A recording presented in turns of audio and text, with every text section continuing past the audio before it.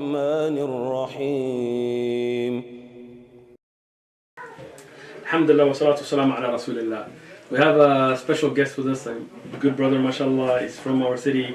Alhamdulillah, he's got an interesting background. I'm going to let him talk about it. But a couple of things. We want this to be a means of guidance for people. And this is not about, drama or, any of that kind of stuff. A lot of people are going through different struggles in life. A lot of people are going through different phases in their life. And a lot of the youth especially, they get caught up in Hollywood and rap industry and drama and all that kind of stuff. And we hope that the insight this brother has to bring will be a means of those brothers and sisters to get out of these things and come back towards their Lord subhanahu wa ta'ala. So without further me talking too much, I'm going to let the brother introduce himself and kind of talk about his background and what he's up to. So. Assalamu alaikum wa rahmatullahi wa barakatuh. Dear viewers, my name is Eznaf Branya. First I want to start off by saying Rabbi shrah li sadri wassir li amri wahlul uqdatan min lisani yafqahu qawli. Basically, I'm Bosnian. I'm actually born in Germany, so there's a whole little story behind why I ended up from Bosnia to Germany, but that's some other time. I came to the United States when I was like 5 years old, and just like every other person who's a citizen, they are looking to have the American dream, so to speak. The nice car, the nice house, like every family does. So I grew up as your average kid, went to school, and I was just your average class clown, had good grades, alhamdulillah, but I was always kind of dumbfounded about what I wanted to do, and I actually got suggestions from people about, hey man, like, hey, you got to look, man. You should go do something with that. There's people making tons of money with that, And I'm over here like, I don't want to be known as that type of guy, yeah, Calvin Klein guy. You could be making $100,000 and all this stuff, and I'm like, I feel you on that. Yeah, it's kind of, it just feels kind of strange, It's like, hey man, like, hey, you want to be an underwear guy or whatever, So I didn't take it well. So I graduated high school, and then I got a job at a store called Abercrombie & Fitch here in San Diego. And I was just making buck, just some money to fund my community college, because I didn't go to college because I had a sibling. And it was a difficult time at that time, but anyhow, I ended up working at Abercrombie. I was making some money to pay my textbooks for community college and all that stuff, and then that's when the company decided to, I believe it was a test from Allah 100%. The company was like, hey, you gotta look, can we take a picture of you? And I was like, yeah, sure, it's just a photo. Why not? Yeah, why not? So they put me on, and the next thing I know, they're like, the corporate company, they want to put you to campaign, like, to be on, like, the posters of every Abercrombie store. And I'm over here like, okay, what does that mean? Do I get more money? I'm over here like, I want to make some money. I was like, if it's a, picture of a face, no harm. Yeah. But later on, I found out I ended up being like top 10 in the nation or something for the store. And then I lost to some guy in New York, and khalas, right there, I kind of got the idea of like, okay, well, college for me right now, I'm just kind of stuck with this burden of trying to pay so much. And my job is not able to fulfill that, and then I'm not getting any support from family as much, because at the time my parents, they can only manage what they can. There's 3 siblings, and they have a house to pay, and so on and so forth.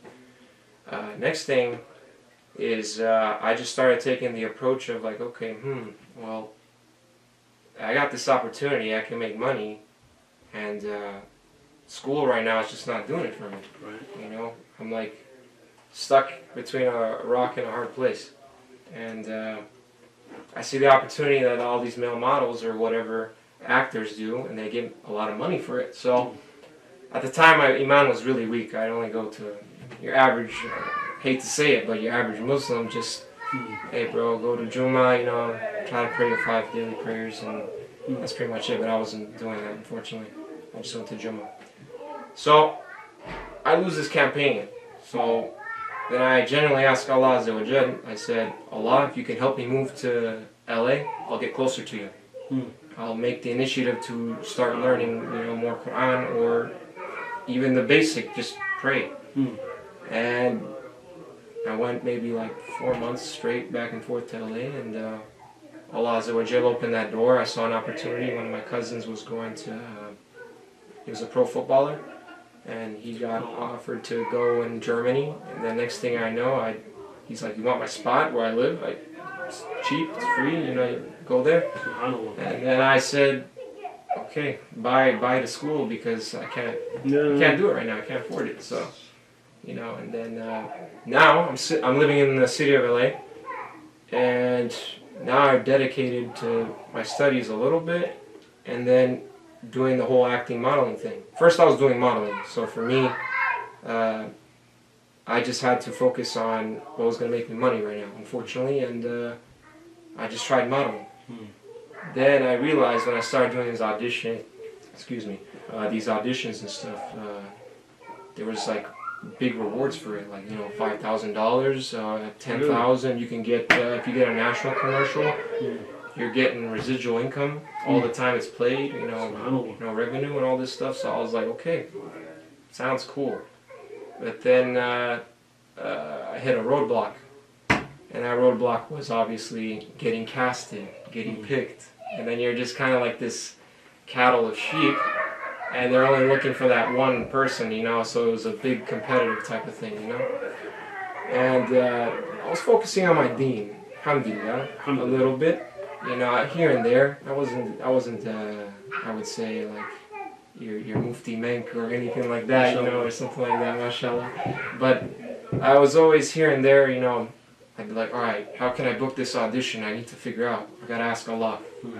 So I would be like learning, like, I know there was a surah where فَإِنَّ مَعَ الْعُسْرِ يُسْرًا. So I learned it because I was like, I know with hardship comes ease. So I'd be like, okay, I got something that all these guys don't have. So I got Allah Azza wa Jal. MashaAllah. Yeah, I had that in my mind. So I was like, okay, surely enough, Allah can book me this job, no problem. Even though I was asking for the wrong thing, unfortunately, but at least you're making dua. Yeah, I acknowledge that Allah Azza wa Jal will open that door for me if He wants. And if He closes it, then I have to, you know, move forward. Just pick your head up, move forward. Anyhow, then I started booking some jobs. Then I dropped school because I just said to my parents, I said, hey, listen, school is expensive. I'm making money. I'm making money now, so. You know, I wasn't doing anything like I was billah, like, you know, I was like naked or anything, but I was doing like, alhamdulillah, Allah Azza wa Jal put me in jobs where I didn't have to expose my awrah. Like, I wore suits, but unfortunately, just like here, there's free mixing, all these other elements and stuff. So, started getting sidetracked. I was booking more, then I started booking internationally. I went to Ecuador, I went to Colombia, so I got to see the world, mashallah. MashaAllah. And I did not know that all these little things, Allah Azza wa Jal was giving me hidayah, slowly. Like, I would see like the miskin in Ecuador, like they're living in, they're not even houses, they're like abandoned looking homes, and you can see a small TV in there, and they got like cattle and goat, you know, they're living like the Bedouin, you know. And that woke me up. I'm like, wow, and we're living in a first world country, mashallah, and you got all this. And I'm like, this is their life, it's very simple. And it just reminded me of, like, I'm over here like stressing and panicking about all this stuff, and these guys, they're just looking to eat whatever they can the next day or whatever. And then I was like, but they look happy. I noticed that. I was like, you know, for miskin, I was like, they're happy, and I'm over here with these Hollywood, like, you know, Mongols, and they got all this money, all this stuff, and I got to work for some really big people. Like, I got Allah Azza wa Jal brought me from like what you would call today like an indentured servant. He brought me all the way there to the President of the United States. And I wasn't even looking for it. Honestly. And is that Obama or? Obama, yeah. And I got to be with Kobe Bryant and Steven Spielberg and all those guys. Yeah. Wow. How Spielberg is cool. I didn't get to know much about them because the meeting they kind of had was it was very top secret. What about Weinstein? No Weinstein. No Weinstein. No, man. Alhamdulillah, man. I mean, bro, I'd run. I'm out. You know? And subhanAllah, one thing I noticed with these rich Mongols, and I was like, I was like your average teenager, you know, young adult, social media life. Oh, I want the Lambo, I want the fancy car, I want the status, you know, I want to be able to make this money, give it back to my family, give them the life that they never had and all that stuff. But the way I approached it, even though innocently I didn't know that this is the wrong way, you know, due to lack of knowledge. So when I was working with these big Mongols, and I got to work for some big names like Kardashian, Kanye, what's it called? Yeah, I got to work for him and East. Is he really crazy like that? You know what? Yeah. Okay. I'm sorry. I don't know what's wrong with that guy, man. I think I do, but I'm not gonna say it. I know. I think it's self-explanatory from the behavior. You know, was it in Surat al-Qalam Mujinin? Yeah, exactly. I don't know. Allahu Alam with the guy, but I got to be with these big people, mashallah. That all these like youngsters, maybe someone like you who's watching, you look up to these people, or maybe you want what they have, this money and all this stuff. And subhanallah, one thing I noticed consistently with all of them, and wallahi, all of them, you could look in their face and you'll notice, they won't say it directly, but indirectly they look unsatisfied with what they have.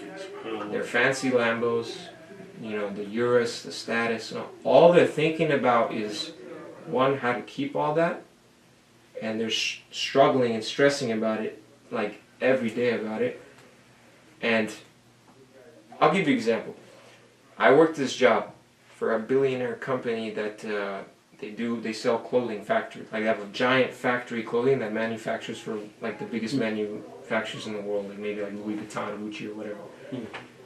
And I worked at this house, and like any other like 21-year-old at the time, I see this massive mansion.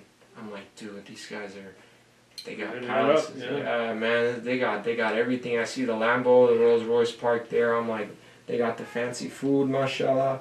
I'm like, they can't have it any better. You know, they're living right by the coast, you know, in PCH. And I noticed one thing because I was there for a job. And I go in there, and one thing I notice is this. They can't have a simple dinner.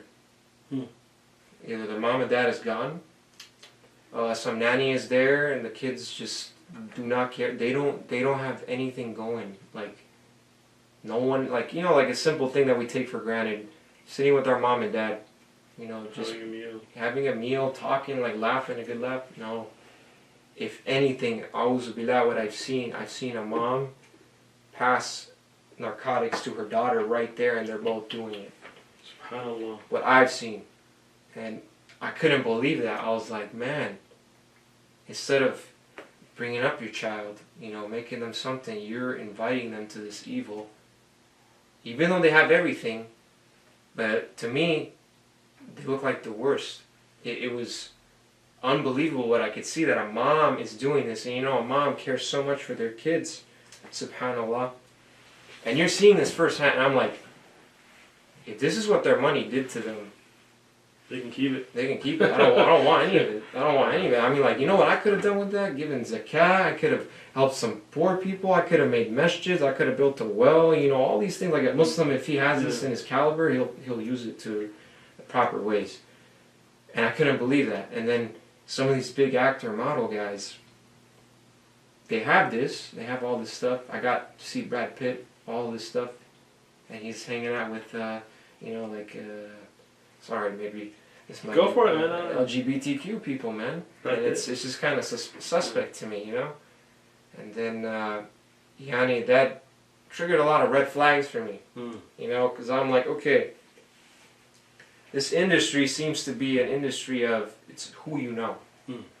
And some of these people are, so to speak, behind the curtain. Like, they're not out in public. They're not... The Wizard of Oz. Yeah, there you go, right there. Except that you don't see the witch start melting all this stuff, and you're like, dang. Or maybe you do, maybe some jinn, I don't know, Allah Alam.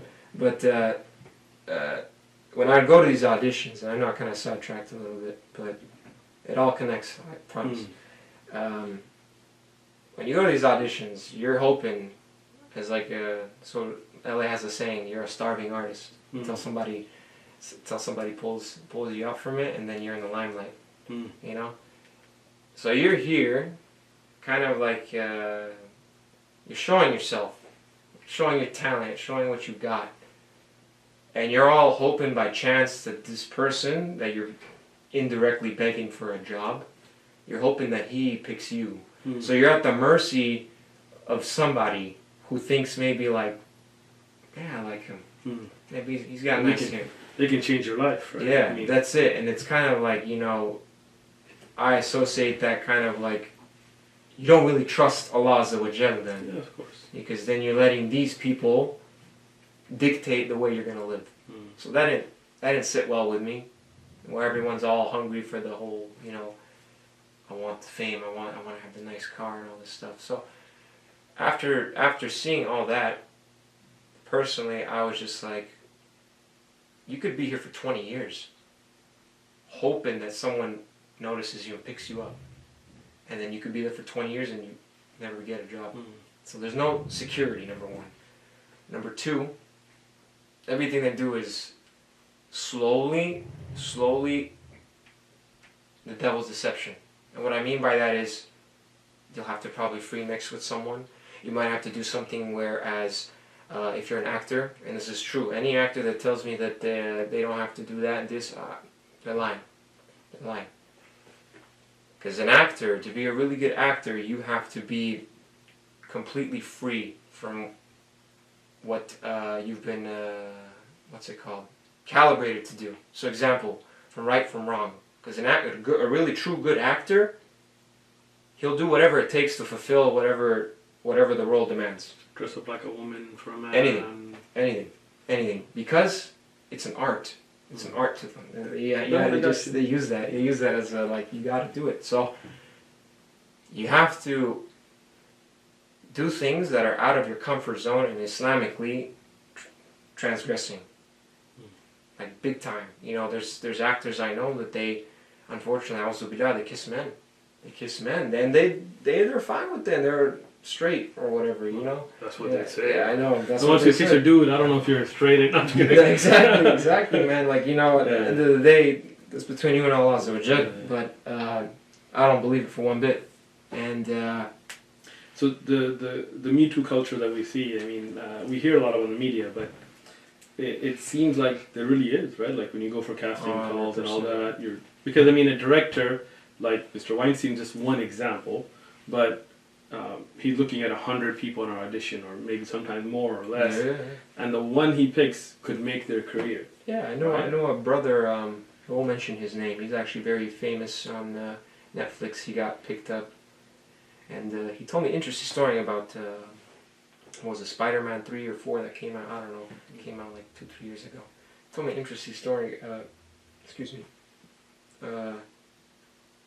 That he went on an audition. This friend of his. Right? He got called up to be the lead, so he was auditioning for that. And when you have an audition like this type of role, this could be a life-changing role, 100%. This could either make or break you. And Allahu Alam how true the story is, but I say it because it doesn't surprise me. I'm sure you'll find it all over YouTube about people, artists, actors, and stuff. Anyways, he was auditioning for the lead role. He got everything in the part, you know, but then the director was like, you have to do one more thing for me before you can really solidify this role. And he was like, you got to sleep with me and the other directors. So yeah, this was some kind of and this guy, he rejected it. So obviously he didn't get the role. And then obviously, you know the story. Now I mean the movie's out. Whoever did get the role. Allahu Alam. Well, I mean, there's and I don't know actors' names unfortunately well, but there's he's a big African American guy. He used to be a football player. He was in an Old Spice commercial or something. He's from Everybody Hates Chris. Terry something? Terry, no, yeah, I don't know, but whatever. But this is a big, manly, muscular man, and he has video where he talks about how he was molested. And this is not a, you know. He came out and said it. He came in, he gave interviews about how it happened and how it repeatedly happened and how he was trying. And this is a dude that, you know, if you see him, you don't want to mess with a guy like that. He's muscular, he's a manly figure. But even somebody like that got molested, and he came and admitted it. He mentioned who it was and all of that. So this is no surprise. I mean, this is a lot of people don't realize it's not what Hollywood makes you seem, right? Like how many people go out to try to be actors, and how many of them make it, and how many end up being prostitutes and drug addicts on Hollywood Boulevard sitting around doing nothing. Yeah, right? it's true. How many of them get, I mean, the Me Too movement, I think was a wake up call, but people didn't understand it correctly. Of course. What I would say is to understand what a corrupt industry it is, and why we should stay away from such industries, and why we should not have women in situations where there is khalwa and there is where they can be preyed upon, because unfortunately till today it goes on in Hollywood. It's not like people are sometimes willingly participating in it, and there are people who have explained more about some of the rituals and other things that go on in Hollywood. Oh, yeah. Non-Muslims, like it's not like a conspiracy theory stuff. Allah protect us. I mean, and the Muslims, believe it or not, indirectly, if you're listening to their music, you're watching this stuff on TV, indirectly you're supporting them, and you're only facilitating. Just like how you say about, how like the Kafirs and all this stuff, they try to diminish the message of Islam, and they try whatever they can. It's the same thing with the Muslims. When you indirectly listen to this stuff, this garbage, and you watch this stuff, you're being conditioned. And not only that, you're getting further away from Allah Azza wa Jal. Very easily. Allah protect us. I mean, and that type of stuff, man, you're facilitating their agenda even worse, and at the end of it, you're the true loser. No one else. Because you help them achieve this and spread it mass scale, just like how it's happening today. I mean, if you look, subhanAllah, 50 years ago, you don't hear people saying like, oh yeah, I have a girlfriend and this and that. It was either you get married or you don't. It was one of those things, and then, people, the way they dress today, it's amazing when you look at pictures of the U.S., maybe from the 30s and 40s and earlier. You would be shocked at how different, even if you look at the LGBTQXY, whatever, their agenda. I mean, if you just look, when I was in high school, and that wasn't that long ago, right? It has changed so much, where it's almost where people are being forced into it now, because the social media, and again, Hollywood had a big part in this. We just had a podcast, and we're talking about the degradation of the male who took responsibility of their family and so on. And Hollywood had a lot to do with it. Yeah, they demasculate men. Yeah. It's true. I mean, I'm not going to lie, when I was doing photo shoots, you had to wear some jinky looking clothing. And they were pretty feminine looking, honestly. Yeah, even, I don't know what they call it now, it's WWE now. I think it used to be called WWF, the fake wrestling. Oh, yeah. How many of them, and this is not like a Muslim thing, you can go read the news articles or watch the videos. These big, muscular wrestlers, these guys, they were doing homosexual acts. I mean, there, and they, I think it's Roddy Piper, one of them, that actually came out and gave an interview and how he was, full details, who it was, when it was. And people look at it from afar and they're like, wow, they're in Hollywood, they're living it up, they got all this. You don't realize what things you're being put through. Absolutely. What rituals and things that go on in the back. People from the outside don't realize it. Just like a movie's not real, that lifestyle's not real. Just like there is no Harry Potter, there is no Superman, it's fake. That image of Hollywood is fake. And on top of that, you have to look at where the origination of all that stuff comes from, like Harry Potter and all this stuff. I mean, it comes from like sorcery and ancient Babylon and all this stuff. Magic and all that. Anything that's originated from evil, obviously, is going to stay evil. Even if it's a cartoon, an innocent thing for your child to watch, or even you to watch. Entertainment, they have a saying, entertainment isn't free. It's not free because there's a message that's transcribed in it, and that's the price that you pay. It's really, you're paying for a message, even though they advertise it as free. That message comes to your skull. Yeah. And now, example, like people dying, like anyone who play video games like GTA and all this stuff. I know some of the youngsters that like that stuff. Yeah, those youngsters. Yeah, I know. I'm talking like I'm 60 years old, man. But yeah, like this type of stuff, you're conditioned to just see mortality as if it's like, oh man, like today 20 people died, and you're just desensitized from it, you know. Even if, like, I was with my son and you know, we were driving somewhere and we just saw a billboard, whatever, it was two dudes kissing. That's so common in Hollywood. I swear, I saw two black. It was so shocking, right? And I thought, you know, in America, and again, I'm not that old.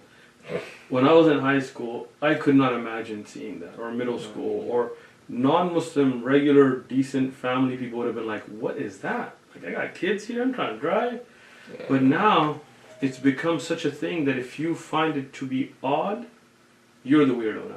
Right? Oh, yeah. Not only that, you'll get in trouble. You'll get flagged, framed, all this type of stuff. You know, and that's the thing I forgot to mention in Hollywood. There's a hierarchy there, but you don't see that hierarchy. But you cannot speak about stuff like this, about LGBTQ or anything like this, because again, these casting directors and all this stuff, they themselves are in that, or they're amongst those groups, you know, that give them this job. So there's this whole like chain of like everyone seeing this fascist stuff, you know, like all this evil stuff, and not only that, they're probably involved in it. Active participants. Yeah, exactly. First thing, and you know, I met a powerful guy, subhanAllah, that you know, in terms of status, DawahWise, obviously, I'm not saying he's some saint or something, you know. And he said something interesting to me that I think hit the nail for me, you know, like that I'm going away from this for sure. He said something along the lines like this. He says, do you know, like, as an actor, as a musician, or any of these types of industries, except for one, he said, but even then I don't believe that, because I think there's also a little whole, you know, that's a different ball game. They probably have something to go through as well. Anything like that. He said something like this. He said, you know, as an actor, musician, or anything in like writing, producing, or any of this stuff, he said, your talent is hidden until we put you on the limelight. And he says, and we can do that very easily. He says, but how do we know that you're going to be loyal to us and thankful to us that we gave you this? We gave you this status. We gave you this, you know, ability to be influential on mass scale. And you know, that kind of like, I was like, what are you trying to get at? He's like, you can do this easily. But what fun is that to us? Because we already have all of that. That's crazy. You know, he's like, we already have all of that. So you're at the mercy of us. And it's true. How do you hear about these random artists come out of nowhere? Yeah. You know, everyone's saying, oh, he worked a lot. But there's a lot of people who are in that same boat, and they're not noticed yet. Yeah. How is it this particular, you know, pawn, he's all of a sudden, he did something above it to become a queen. Yeah, that definitely, 100%. There's no ikhtilaf about that, 100%. When the pawn gets to the end, becomes a queen. Exactly, that's right. That's a good idea right there. Yeah. And it's true. How? And you know, how do you become from this, no one knew about you, and all of a sudden you're in the limelight? And it's true what they say, so to speak, figuratively. They say that you sell your soul. I say this. Literally. No, yeah, literally. Like, I say this. You compromise your morality. You compromise your morality for a short-term gain. And I know that's in the Quran, that you love, you would give up anything in you know, to have in this dunya. You give up your akhirah just to have this dunya. What a price you've paid. Except a little entertainment and Allah protect us. I mean, and that's kind of right there. When I seen this, and I had the tools and everything, I said to myself, bro, wallahi, I'm not an idiot. I said, I know there's more to life than just having bread and butter and having a nice house and a nice wife and a nice car and all this stuff. There's more. It's not just having a lineage continue and then, you know, have a legacy and you die and halas, that's it, bro. you're just somebody for maybe a decade, and then after that, who are you? You know, I said, if these guys are doing things that are, first off, they're cheating the people. They're cheating the people. If they're not involved in riba, they're doing things like, example, like news reporters doing gossip, backbiting, slandering. If it's not that, the actor, he's getting naked on TV, he's doing all these things, you know, exposing him and his life, and you know, you're opening these doors to evil. Like, you're opening these doors to shaitan to just completely target you. If anything, he looks at you as like, you're my daddy now. You're my guy. You're my daddy now. You're gonna give me more people to come into that. And subhanallah. We hear a lot from, I mean, since you have first-hand experience, and you know, as you're comfortable speak. Of course. We hear a lot about satanic or jinn / magic, cultish stuff in Hollywood. How much of that is just hype, and how much of that is true? You know what? A lot of conspiracy theorists say it's not true. Wallahi, as a Muslim that I've seen firsthand, 100% true. 100% true. And my wife and I, she knows herself, she's went through it. And I went through it for sure. Your wife was in the same type of industry? Yeah, she was. She was a big makeup guru. You just broke the hearts of like thousands of years. All those messages that were going to come, like, oh, exactly. Let me get married to my brother. Sheikh Uthman, he keeps it real, so I'm the same. I have the same mentality like him. I'm not going to sugarcoat it. If anything, I wish the best for you and for my family and everyone else. So make dua for us. But what you said, Sheikh Uthman, 100%, man. This evil things like this, it's true. I'll give you an example. The musician. I always pondered about this. You know, music. Why do people just cling to it, listen to it, follow these lyrics, and they get into these emotional trances and all this stuff? And you think about, I'm doing this every day. Where's my thinking coming from? You know, it's just these words are being programmed. Like, oh, you know, have this pill, have this drink, you know, this. But when you look at these artists, how do they get those words? You guys ever like think about that? Where does that come from? That's not just, Yani, I'm creative. You know, I'm a poet. You know, I'm sitting here just. I don't know it. No. There's more to it. Number one, and I. All right. And I know there's people like Loon. He knows about this, mashallah. And. Brother Loon, assalamu alaikum. You know, there's people like that, like in the artist industry. They use substance to get these ideas, and it's example, smoking a blunt, drinking, all this stuff. And when you look at rappers and all this stuff, which is actually the highest categorically listened genre, I believe, everywhere in the world. Rap. Yeah, rap. Wow. Something like this. I don't know. Maybe you could check. Back in like 3-4 years ago, rap was just everyone is listening to it. If not, second to it was country. And when you look, people listen to country. Yeah, I know, right? San Diegans, no, we don't do that. You know, when you see that, and then you ask yourself, why is this more popular? And you look at, it's the instruments, but more importantly, it's the words. Yeah. The words and the feeling that it gives you. You know, people instinctually try to act upon feeling, and they think, oh man, it's like a dopamine rush, you know? And these artists, sorry to break you guys' hearts, but what these guys are doing, they're using some kind of substance to come up with these so-called words. You know, they mix them up, they make it like, oh man, nice, I made an ayah right here, bro. Like, you know, but they're making an ayah of the shaitan's Quran.